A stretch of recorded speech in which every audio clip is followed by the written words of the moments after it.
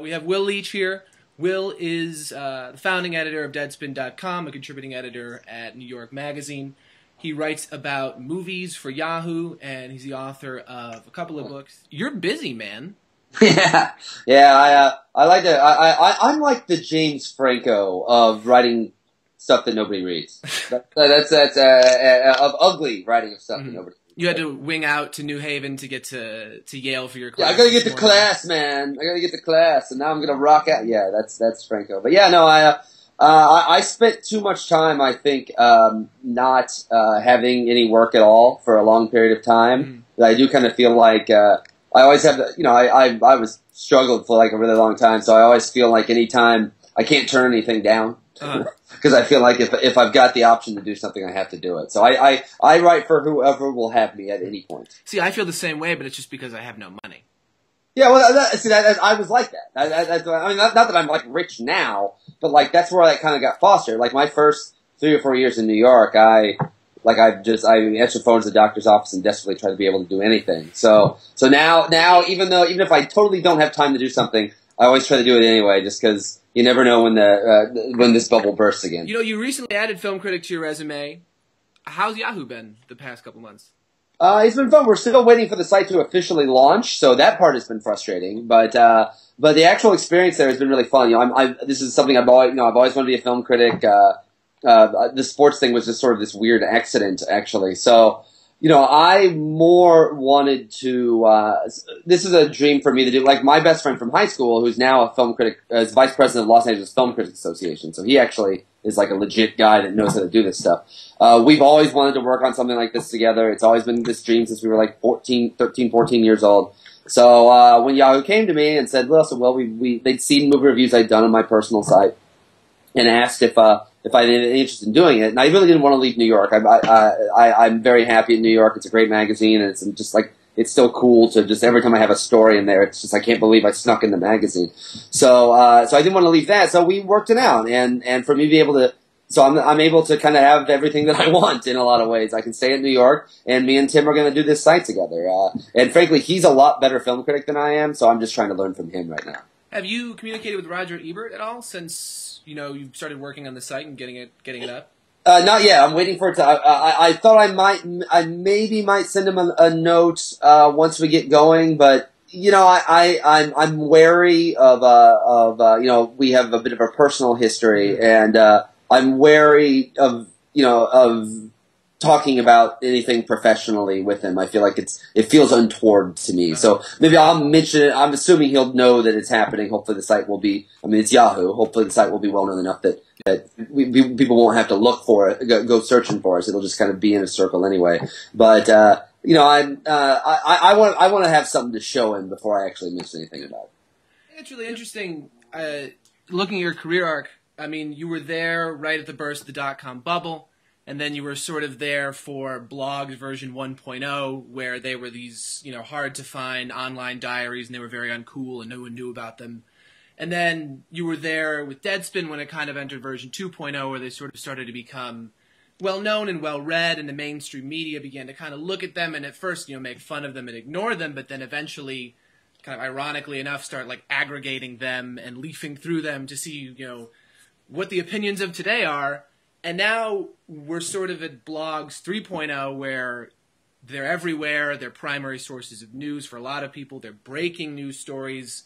Buzz Bissinger doesn't want to punch you in the face anymore. He, wants to write for Deadspin all of a sudden, and that's kind of strange. Can you talk a bit about living through in New York City, the dot-com bust all the way to Blog Central? Well, the thing that was encouraging to me, because listen, I moved out to New York in January of 2000 to actually, because of the dot-com boom, because everyone was getting jobs out here, and Pets.com was going to make $1 billion in its IPO and all that kind of ridiculousness. And they bought my old website it was kind of a literary journalism website that a friend of mine and I did. And that lasted like 4 months, and everybody got laid off, and they had to fight through it. But the thing that's always been encouraging to me, and this is why I get so furious by the demand media stuff and the search engine optimization stuff and like the Huffington Post and that kind of junk. And the Huffington Post is junk, by the way. I like to be on record as saying that. You heard it here. Breaking news. Yeah, exactly. Yeah, I'm sure Ariana is like the $350 million in cash was nice, but now Will Leitch is disappointed in her. Yeah, so. I was gonna say she's gonna assassinate you by drowning you in money. Yes, but the thing that I liked, the thing that was fun, and I think one of the reasons I was able to have some success during the time is when everything got stripped down, and all of a sudden everyone was like, there was no money to be made in the web. None of this. Why is anybody ever? The tech bubble has burst. This is stupid. Is it actually forced everyone to become scrappy and actually just kind of sing for their supper? They had to work, and that I don't know how good I am, or if I don't really know how much I have to say, but I work, and so the thing that was encouraging for me to watch once the tech world started to kind of like rebuild itself after the initial crash was. It was people that wanted to work and just had, like, we all came out to New York for this reason, and all of a sudden the rug got pulled out from everyone. And to watch everybody value work and value production and value, like, actual caring about what you do. It was such an exciting time to do that, and it was so much fun to watch. People, whatever people's thoughts on Gawker now, or even initially, like, Gawker was built on the backs of people who worked. And I think those that didn't have, there was nothing I ever had less sympathy for than when people would work at Gawker or those other sites and be like, "Oh, it's slave labor. Didn't this whipping our back?" No, it's not. You've never worked for a trade publication or answered phones in the doctor's office. That's shit labor. And so, I loved that so much of this voice were by people that were just going out and going and work. So that's been so fun to watch, and those are the people that are having success now. And those are the people that have that fought through it and didn't give up and just kind of stuck to what they wanted to do, whether there was money in it or not. Now that there's money in it for those people, that's great. Now the downside is that now we're really like, I'm sorry, this Huffington Post thing and this On the Media IPO, this is exactly what happened when I moved out here. All this stuff that like, obviously is not a sound business. Being able to fool Google for a short amount of time is obviously not a business plan. In the same way that selling pet food online was not a $1 billion business plan. And that's what's discouraging to me is I feel like the idiots, the cheaters are coming in and who are just looking for the quick buck. And they're going to ruin it for everybody. Well, and I think that's what we're starting to see. Let me ask you about that. I mean, I think that the writing's on the wall and that blogs are here to stay and we're just going to see more and more and more blogs. You've talked in the past about the web sort of being a meritocracy. Like anybody can have a blog. I think you talked about this in the Bissinger piece. But it's really only the good ones that develop readership and become sort of institutions. Now that anybody can have a blog, is it still a meritocracy? I mean, can you still separate the wheat from the chaff? How do you create good quality content? I'll say that it's harder to get distribution now than it used to. Distribution is more important now than it used to be. I'll say that. I still think that quality wins out. It just doesn't win out in that like you're going to get hundreds of million people to come to your Blogspot page. It wins out in that like people see what you're doing and then they hire you to do it for them, which is different. It is different than that. But I still feel like quality always wins out. It just, like, that time in 2005 and 2006 where all of a sudden, like just blogs were everywhere and just these people that were doing it their odd hours at work were becoming household names in sports writing and any kind of writing.